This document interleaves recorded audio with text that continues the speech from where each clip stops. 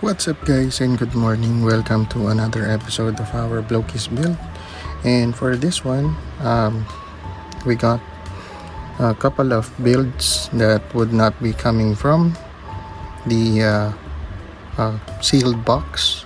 One that we are going to do on this next coming episodes are the Blokees that I purchased from a local seller. So they are more on the Decepticon side, but they would be coming from this Defender version for Tyrant's Fury, and they are listed on the back. But the one that we have right now would be this one. It's gonna be Rumble. So let's go ahead and start the build. Okay, so I got the Rumble in this box. This was sold through online, and the reason why I bought this Rumble is because I thought it would come along with the card. Unfortunately, there's no card that came with it, but later on, let's start and have an idea on who is Rumble in the Decepticon team and what is his typical role. So let's go and let's start building this Blokees coming from the Defender version for Tyrant's Fury. Let's go and let's start.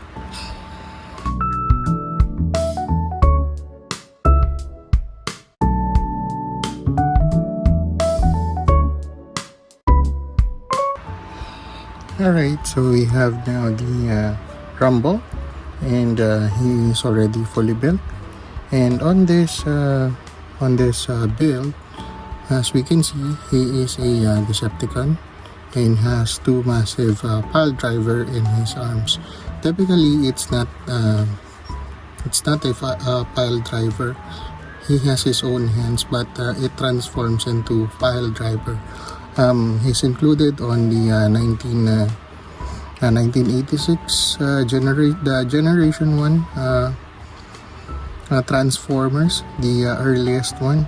So he is a well-known Decepticon from the G1, and he is one of the Soundwave's small mini cassette spies, and he is known for his aggressive punk-like personality.